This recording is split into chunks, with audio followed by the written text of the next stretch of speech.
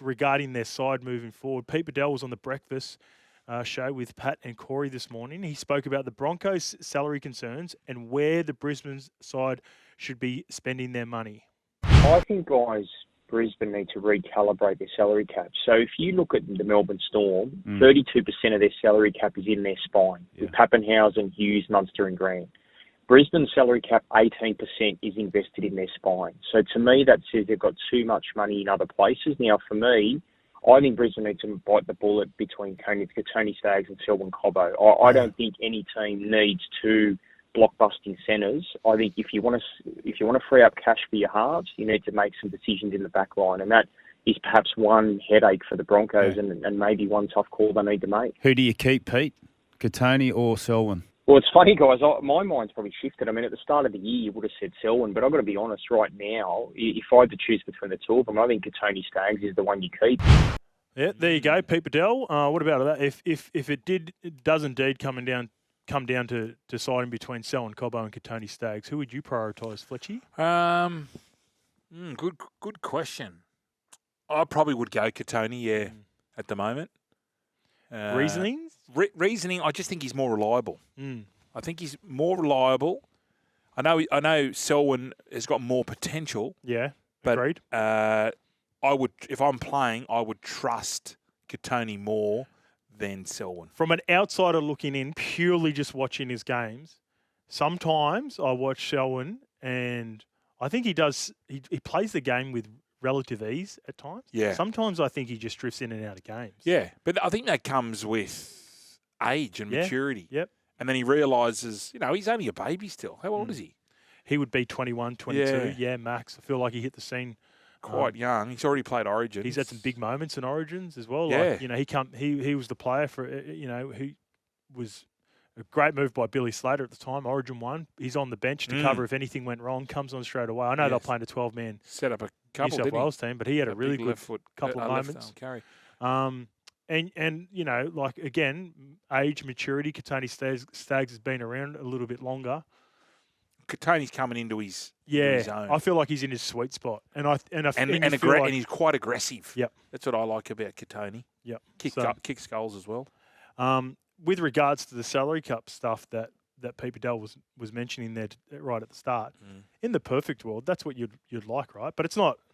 That's not applicable to every team, is it? Like, I know the Broncos are in a pretty decent situation where they've got, Reece Walsh and Ezra Mam, and they'd probably like to extend Adam Reynolds, you'd think, with Madge coming on board. I think the reason that Melbourne Storms put so much into the spine because they've got top-tier players at every position. Yeah.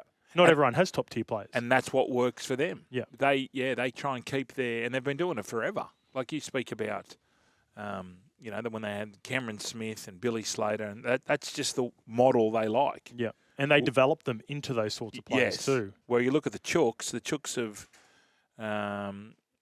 they've spent a lot of money on their backline in years gone by.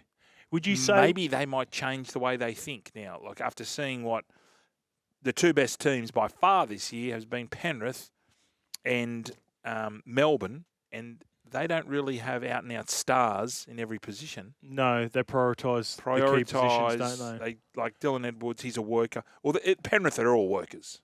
All workers. The thing with Penrith and Melbourne, though, I know they were recruited at a young age, and Melbourne's a little bit different. Penrith have developed theirs. Yeah. All four of theirs. They've come through the lower grades and been developed at Penrith. And you could argue that Melbourne have, basically three fullbacks. Like, they turned Munster and Jerome Hughes into probably, outside of Penrith, the best 7 and 6 in the competition. Yeah, so no, that's right. When you think of spines, it's 1A, 1B, and they were in the grand final, weren't they? Yep.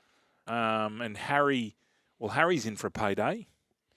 Yep. Is Harry the next one up? Because Jerome got done, didn't he, a couple of years ago? Yeah. I know Munster's one felt like it lasted about a year with all the Redcliffe chat. Yeah. So Harry's next. No, I think Pappy's the next one. I think Pappy's their big question mark. So I've got the biggest names set to hit the November 1 list here in front of me, and I believe Papenhuyzen is still a part of that at the Storm. So that's going to be an interesting watch. They've got young Su'Afalongo waiting in the reserves there, and with Pappy's injury history, it'll be trying to get the right price, I think, at the Melbourne Storm. It is, but they've got an uncanny ability to move a player on just at the right time. Yeah. Are we seeing?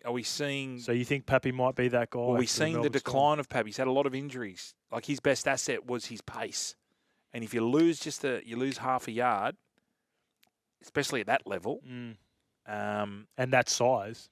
Yeah, he hasn't got he's not like a Tedesco, quite physical and can bust tackles. Like he needs, even Dylan Edwards is a little bit thicker, isn't he? Yeah, he needs the pace. That's his armour. What about your gang? Sam Walker, he looks like he's going to stay at the Roosters. So it's been reported by the Daily Telegraph that Sam Walker's 2-year extension is set to be made official in the next couple of weeks. They have to re-sign him. You could tell the difference when he wasn't there. They beat Manly, but Manly were cooked. They'd built so much of their game around Sam Walker and what he can do ad libish. How much do you reckon the Roosters would have to pay him to keep him at the Roosters, and how much do you reckon another team would have to pay him if he was indeed to test the market November 1? Because it would have to be a priority getting this done before he hits the market. 900 million, maybe? Yeah. He'd be on? 900,000? 900 to $1 million, okay. And what do you reckon Broncos? A Newcastle or Broncos would pay for a guy like Sam Walker? I reckon the Broncos would go up to 1.2. Yeah. There's your salary cap again. And then you've got Payne Haas on close to $1 million. You got Paddy Carrigan would be close to $1 million. Ezra Mam. Reece Walsh. Well, so you've just say if they were able to pull that off, you've got your 5, you've got your core 5, and then you just figure everything else out around that. You could have multiple $200,000 to $300,000 players and still put together a good team. So someone told me, and I don't know, I don't know how true this is, but Adam Reynolds next year is on about 400. I heard that as well. Yeah, I heard that as well. So it's quite a unique one where it's the reversey, right? Yeah, it's front-ended. Yeah, front-ended. So you got the money get him up here to get up there to get settled. Do you think that sort of deal would have been implemented from the Broncos with the idea of him sort of going into a coaching role? Definitely. And maybe not expecting to get a full 25 games out of him at age 34, 35 or whatever he is. So this year was his second year, wasn't it? Third, I believe. Third year. So he's extended next year. Yep. So it's the next year's 400. So he originally signed for the 3 years. Yep.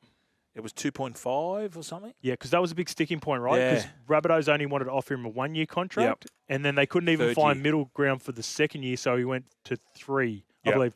Maybe some of the someone can text in and let us know the details around that. Yeah, the sugar word, the minutiae details. But this means Sam Walker, who's under contract until the end of 25, won't hit free agency in November 1, so that's huge. Yeah, well, they needed to do that. Well, they've got plenty of cash in the bank. Do you anticipate if Sam Walker gets back and can get back to full fitness close to, say... Well, he's out till round 12 anyway. Oh, is it all the way to round 12? Yeah, I was going to predict maybe he could get back around within the first 10 rounds. I didn't realise they'd put a time frame on... It's a round 12 jobby. Gotcha. And then, have you ever done a knee? No, I've never done the ACL. I've never done the ACL, but they say it's another 12 months to get back to where you were. Yeah. So when you come back, because everything withers away. Yeah, and you've got to get that confidence back, especially for a smaller guy. You going into contact, not having, full confidence in setting your feet. So the interesting one is the cheese. What do you think they'll do with the cheese? Yeah, I think he's gone a bit quiet. He's got an option his way. Well, he activated that option for next year already. Yeah, okay, so he's locked in. Yeah, so November 1, he will become available for anyone else as well. Yeah. Okay. So do you think there are... how do you think the Roosters will go next year with all these changes and Sam Walker and Brandon Smith missing for the first 10 weeks? Yeah, well, it's a totally different team. A team without Keary, a team without Manu and Jared Warrior-Hargraves. I know they've got some good young gun kids coming through. I just don't think they're ready quite yet. But we'll wait and see. All right. Robbo's going to have to pull all his expertise for next year to get them up. Because I know that Sugar was saying yesterday, we went through the odds for next year. Were they 20 to 1? They were on the 8th line of betting. Who the Roosters were? Yeah, I can anticipate that. Yeah. Yep. All right, Broncos fans and Roosters fans, let us know what you think on the Cobbo and Staggs situation. You can also let us know about the Sam Walker. Hit us up on the Cyclone Tools call line, 1300 01 11 70, the right tools for the job. After the break, we'll be taking your calls and we'll go through all the squads for the Pac Champs and Samoa's tour of England.